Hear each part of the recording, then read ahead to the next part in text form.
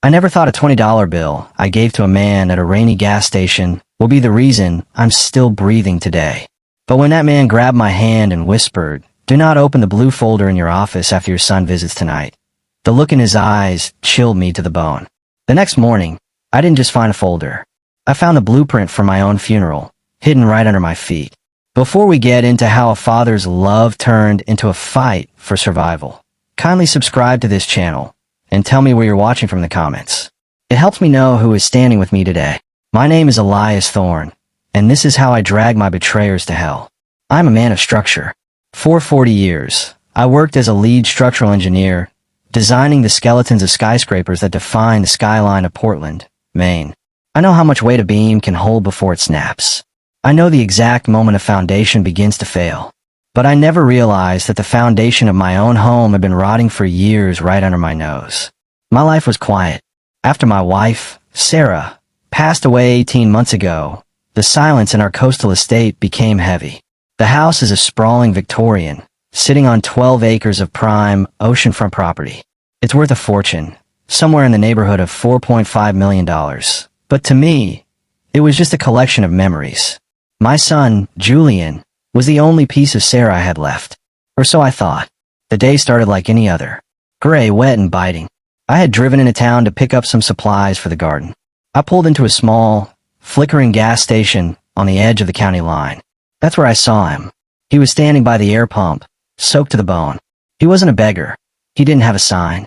He just looked hollow, like a building that had been gutted by fire, but was somehow still standing. I reached into my wallet and handed him a 20. "Get yourself something warm," I said. I expected a nod or a "God bless you." Instead, his hand shot out like a bolt of lightning, locking onto my wrist with a grip that felt like cold iron. He leaned in, his breath smelling of rain and old tobacco. His eyes were a piercing, terrifying green, the kind of green that sees through walls. "Listen to me, Elias Thorne," he hissed. My heart stopped. I hadn't told him my name. "Your son is coming tonight. He's bringing a blue folder. He'll tell you it's for the trust. He'll tell you it's for your own good. Whatever you do, do not open it. Not until the storm passes. If you touch those pages tonight, you won't live to see the sunrise." He let go. I stumbled back against my truck, my pulse hammering in my ears. By the time I wiped the rain from my eyes, he was gone. Disappeared into the mist of the Maine woods. I drove home in a daze. I tried to rationalize it. It's a prank. A crazy man who recognized me from the local paper. But deep down, in the part of my brain that calculates stress and load-bearing limits, I knew something was wrong. When I pulled into my driveway, Julian's black sedan was already there. He was standing on the porch, looking every bit the high-powered lawyer I had spent $200,000 to put through school. He was smiling, but as I walked up the stairs, that smile felt calculated. "Dad, you're late," Julian said, stepping forward to give me a hug. I felt his hand pat my back. It felt like he was measuring me, scouting for a weakness. "Elena and I wanted to surprise you. We brought dinner." His wife, Elena, emerged from the kitchen. She was beautiful, sharp, and always a little too eager to pour my wine. "Elias, you look tired," she said, her voice like silk. "You really should let Julian handle the estate matters. It's too much for you to carry alone." We sat for dinner, but I couldn't taste the food. All I could see was the edge of a blue plastic folder peeking out of Julian's briefcase, which he had placed, very intentionally, on my mahogany desk in the study. "So, Dad," Julian said, swirling a glass of red wine. "I've been looking at the property taxes and the upkeep. This house is a beast.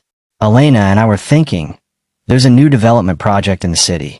If we move the estate into a specific type of private trust, we could shield it from the new mansion tax." He reached over and patted the folder. "I put the papers in your study. It's simple stuff, just a few signatures, and we can protect everything Mom worked for." "I'll look at it in the morning, Julian," I said, my voice steadier than I felt. "Actually," Elena chimed in, leaning forward, "it's a bit time sensitive. The filing deadline is tomorrow at noon. Maybe you could just look it over tonight, before the storm gets too bad." Outside, the wind began to howl. A classic Maine nor'easter was rolling in, just like the stranger at the gas station had predicted. I looked at Julian. I looked into the eyes of the boy I had taught to fish, the boy I had sat up with when he had nightmares. I saw something I hadn't seen before. A cold, hard hunger. "I'm tired, Julian," I said, standing up. "The papers can wait." I saw the flash of anger in his eyes, gone in a second, replaced by a mask of concern. "Of course, Dad. Get some rest. We'll talk at breakfast." I went to my bedroom, but I didn't sleep. I sat in the dark, listening to the house groan under the wind. At 2 a.m., I heard the floorboards creak. Not the stairs, the floorboards in my study, directly below my room. I crept down the stairs, barefoot, keeping to the edges of the wood so it wouldn't moan. I reached the door of the study. It was cracked open. A sliver of light from a flashlight danced across the walls. I peered in. Julian and Elena were standing over my desk. They weren't looking at the blue folder. They were looking at my floor. "Is it here?" Elena whispered. "Yeah," Julian replied, his voice a low growl. "The old man told me once that Grandpa Thorne kept the original land deeds and the untraceable gold coins in a lockbox under the north corner. If we get those, we don't even need his signature on the trust. We can just let the accident happen." "Did you put the drops in his water?" she asked. "Yeah. He should be out cold for the next 10 hours. By the time he wakes up, the storm will have knocked the power out, and the fire will have already started." My blood turned to ice. I wasn't just being robbed. I was being executed. I retreated into the shadows as they began to pry at the floorboards. I realized then that the blue folder wasn't the goal. It was the distraction. It was the bait to get me to stay in the study, to sign away my life, or to be found dead at my desk while the house burned around me. But they forgot one thing. I built this house. I know every nail, every wire, and every secret passage. And I was about to show them that a structural engineer knows exactly how to bring the ceiling down on your head. The floorboards in the study groaned, a sound I knew better than my own heartbeat.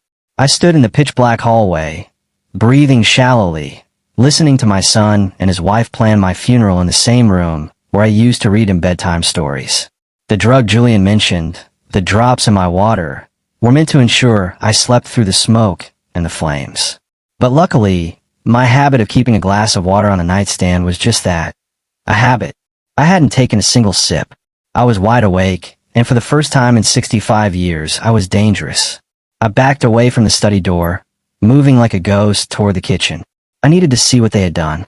On the counter sat the pitcher of filtered water I used every night.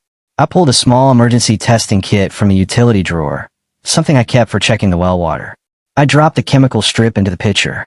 It didn't turn blue or green. It turned a deep, bruised purple. Digitalis. High concentration, foxglove extract. In a man my age, it wouldn't just make me sleep. It would stop my heart within hours, and to any coroner, it would look like a standard cardiac arrest brought on by the stress of the storm. My hands didn't shake. When you've spent your life calculating the load-bearing capacity of steel, you learn to compartmentalize panic. I poured the poison water down the drain, careful not to make a sound, and replaced it with fresh tap water. If they checked, the pitcher would look full. Then, I headed back upstairs to my secondary workshop, a small room hidden behind the attic stairs that Julian never bothered to visit. I pulled out my laptop and accessed the hidden security feed. Years ago, I had installed pinhole cameras in the crown molding of the study, not out of paranoia, but to protect my rare architectural blueprints. I watched the screen, my face illuminated by the pale blue light. On the screen, Julian had successfully pried up the floorboards. He pulled out a heavy, rusted iron box, the Thorne family legacy. He didn't open it with reverence. He smashed the lock with a hammer. Inside were the original parchment deeds to the 12 acres of Maine coastline, and a velvet bag that clinked with the weight of double eagle gold coins. "This is it," Elena whispered, her eyes reflecting the gold. "With the deeds in hand and the forged trust in that blue folder, we can sell the land to the resort developers by Monday. The accidental fire will take care of the house and the old man." "He shouldn't have been so stubborn," Julian muttered, tossing the hammer aside. "He's sitting on $5 million of dirt while I'm struggling to keep my firm afloat. He's had his time. It's my turn now." Hearing those words was like watching a support beam snap in slow motion. The son I had built my life around saw me as nothing more than an obstacle to a paycheck. But as I watched them, my mind went back to the stranger at the gas station. How'd he know? How did a random man in the rain know about the blue folder and the specific timing of Julian's arrival. I opened a private database. I still had access to the high-level security archives from my days working on government contracts. I ran a facial recognition search on the thermal image my doorbell camera had captured of the stranger. The search bar spun for a moment, then pulsed red. Match found. Silas Vance. The name hit me like a physical blow. Silas Vance wasn't a stranger. He was my wife Sarah's business partner from the late 70s. They had run a small boutique firm together before I met her. But in 1982, Silas had been sent to federal prison for a massive embezzlement scheme. Sarah had testified against him. She told me he was a monster who had tried to ruin the firm. He had disappeared into the prison system for 35 years. I dug deeper, my fingers flying across the keys. I found the original court transcripts from 1982, documents that had been digitized only recently. As I read the testimony, the world began to tilt.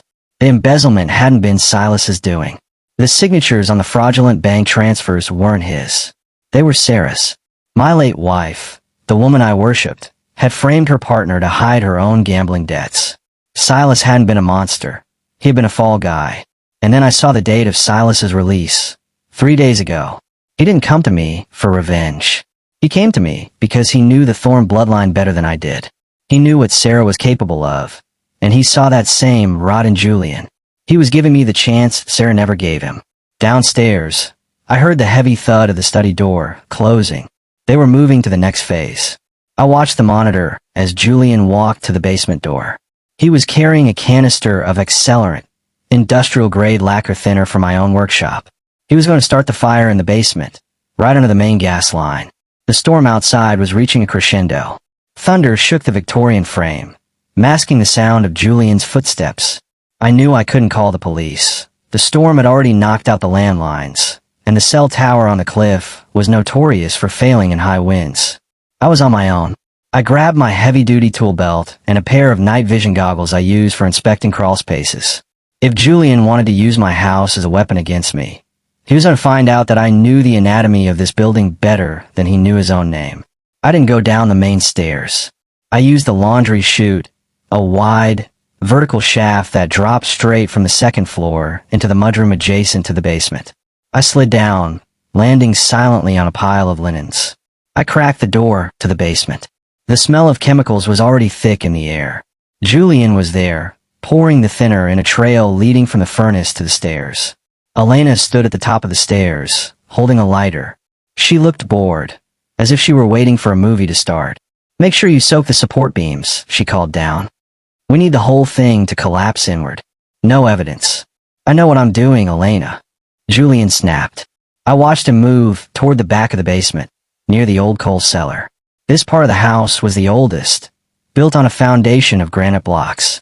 It was also where I kept the master shut-off for the internal sprinkler system, a system I had installed myself and never told Julian about. I waited until Julian was deep in the coal cellar, his back to me. I stepped out of the shadows, not with a weapon, but with a heavy iron bar I used for prying. I didn't strike him. I reached for the heavy steel door of the coal cellar, a door designed to be airtight, and slammed it shut. The sound of the heavy bolt sliding home echoed like a gunshot in the basement. "Dad!" Julian's voice came muffled from behind the steel. "Dad, is that you? Open the door. What are you doing?" I didn't answer. I turned to the stairs. Elena was standing there, her face pale, the lighter trembling in her hand. "Elias," she stammered. You're supposed to be asleep." The drops were a mistake, Elena," I said, my voice cold and flat as a Maine winter. "Just like coming back to this house was a mistake." She looked down at the trail of accelerant at her feet, then at the lighter in her hand. A desperate, wild look came into her eyes. "If you don't let him out, I'll light it anyway. I'll burn us all." "Go ahead," I said, taking a step toward her. "But you should know one thing about structural engineering, Elena. This basement is reinforced concrete. If you light that fire, you'll be the only one who burns. I'll be out the storm cellar door before the first flame reaches the ceiling. And Julian, he's in an airtight room. He'll run out of oxygen long before the heat gets to him." She froze. The threat of her own death was the only thing that could override her greed. "Now," I said, reaching out my hand, "give me the lighter." And then we're going to have a very long talk about that blue folder. Elena's hand shook so violently the lighter clattered against the wooden stairs before sliding into the pool of lacquer thinner. For a heartbeat, the world held its breath. If a single spark had jumped, the basement would have become a pressurized oven. But the flames stayed dead. She collapsed onto the steps, sobbing, not out of regret, but out of the sheer terror of a predator who had suddenly become the prey. I stepped over the chemical trail and picked up the lighter, shoving it into my pocket. Behind the steel door of the coal cellar, Julian was screaming now, his fists thudding against the reinforced metal. It was a pathetic, hollow sound. "Dad, open the door. It's a misunderstanding." Elena pressured me. She said we were broke. I ignored him. I looked at Elena, who was hyperventilating on the stairs. "Upstairs. Now," I commanded. I marched her into the study, the very room where they had planned to end my life. The storm was screaming outside, rain lashing against the windows like gravel. I sat behind my desk, the seat of power in this house, and gestured for her to sit in the chair opposite me. The blue folder sat between us, mocking and cold. "Tell me about Silas Vance," I said. Elena looked up, her mascara running down her face. "Who? I don't know who that is." I slammed my hand on the desk, the sound echoing like a crack of thunder. "Don't lie to me. Silas Vance, the man your husband's mother framed 40 years ago. The man who spent his life in a cage so Sarah could keep her gold coins and her reputation. How did Julian find out about him?" Elena flinched, her voice coming out in a broken whisper. "Julian found the letters after your wife died. Sarah kept a lockbox and a safety deposit. He found her journals. She didn't just frame Silas, Elias. She was in love with him, even after she married you." The air in the room felt thin. I had spent 40 years believing I was the center of Sarah's universe. I thought our life was a masterpiece of devotion. To hear it was a facade built on the bones of another man's life felt like a slow-motion demolition of my soul. "There's more," Elena said, her eyes darting toward the door. Julian realized Silas was being released. He was terrified Silas would come for the estate, or tell you the truth. That's why we had to move fast. We needed the land transfer before Silas could find you, and the hard accelerant. I asked, "Whose idea was that?" Elena looked away, but her silence was the answer. It didn't matter whose idea it was. They had both carried the weight. But that's not the secret that's eating you, is it? I leaned forward, my eyes boring into hers. "There's something else in those journals. Something Julian didn't tell me." Elena started to shake again. She reached into the blue folder, the bait, and pulled out a hidden compartment at the back. She handed me a yellowed piece of paper, a laboratory report dated 9 months before Julian was born.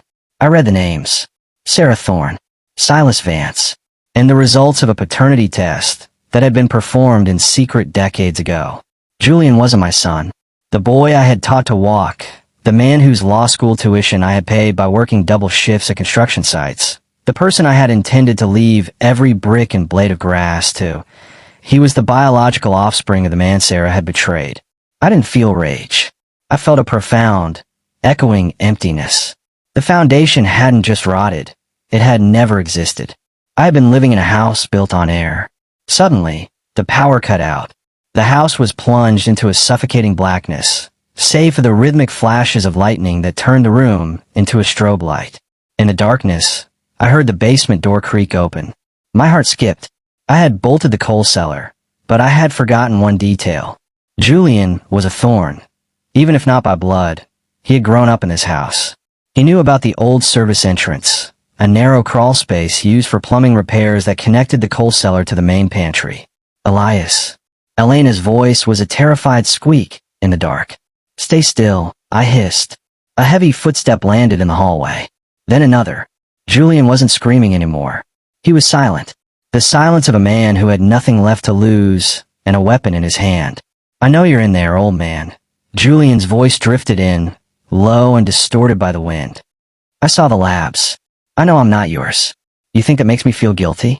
It makes it easier. You're just a stranger holding on to my inheritance." I stood up, moving silently behind the heavy velvet curtains of the study. I gripped the iron prying bar. I could hear him entering the room. I could smell the lacquer thinner, still clinging to his clothes. You were never a father to me. Julian spat, his voice closer now. You were just a paycheck with a pulse. And now, you're just an occupant in a house that belongs to the Vance bloodline.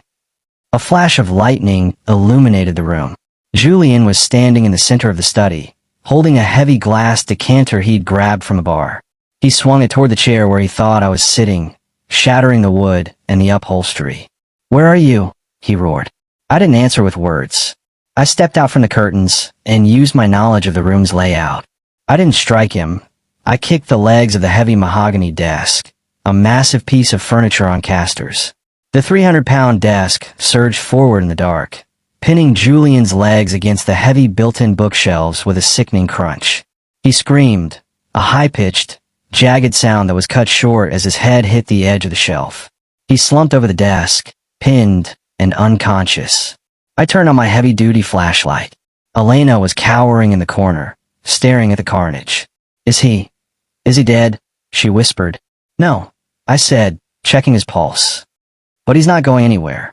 I walked to the window. In the distance, through the sheets of rain, I saw a pair of headlights coming up the long, winding driveway. It wasn't the police. The police couldn't get through the fallen trees on the coastal road. The vehicle pulled up to the front circle. It was a battered, rusted pickup truck. The door opened, and a tall, thin figure stepped out into the storm. He didn't run for cover. He walked slowly, deliberately, toward my front door. Silas Vance had arrived. I looked at Julian, pinned against the books, and then at Elena. "The man who really owns this legacy is at the door," I told her. "And I think it's time we let him in to see what's become of his son." The front door groaned on its hinges as the wind forced its way into the foyer, bringing with it the scent of salt spray and old, buried secrets.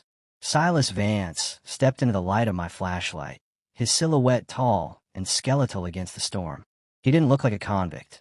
He looked like a man who had been hollowed out by time and left with nothing but the truth. Elena was shaking so hard she could barely stay upright.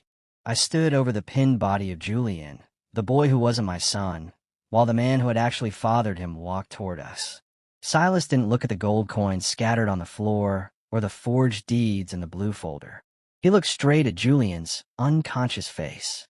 "He has her eyes," Silas said, his voice a dry rasp. "Sarah's eyes. The ones that look right through you while she's deciding how to use you. He tried to burn the house down, Silas," I said, my voice heavy with the weight of the night. "He tried to kill me for a foundation built on your life's work." Silas walked over to the desk. He reached out a gnarled hand and touched Julian's hair. For a moment, I saw a flicker of something human, grief, perhaps, for the 35 years he'd lost. Then his eyes hardened. He looked at Elena, who was trying to edge toward the door. "Stay where you are, girl," Silas commanded. He turned back to me. "Elias, the storm has washed out the bridge at the bottom of the cliff. No one is coming. Not the police, not the developers. Just us." He reached into his coat and pulled out a small, leather-bound ledger. "I didn't just come here to warn you. I came to finish what Sarah started. This isn't just a diary. It's a record of every bribe she paid, every offshore account she opened, and the name of the man at the development firm who helped Julian forge those deeds. Your son isn't just a thief. He's a pawn in a much larger game." I took the ledger, flipping through the pages. It was all there. Julian hadn't just been greedy. He had been desperate. He had embezzled from his own law firm to cover Elena's debts, and the developers had used that to blackmail him into stealing my land. He was a cornered animal, and I was the easy kill. Julian groaned, his eyes fluttering open. He looked up, squinting against the flashlight, his legs still pinned by the heavy mahogany desk. He saw Silas. Then he saw me. "Dad," he wheezed. "Don't call me that," I said, and the words felt like a final stone being laid on a grave. "The man who gave you life is standing right there, and the man who gave you everything else is the one who's going to make sure you pay for it." Julian looked at Silas, confusion and fear twisting his face. "Who are you?" "I'm the man your mother destroyed," Silas said quietly. "And I'm the man who's going to watch you walk the same path I did." The night was long.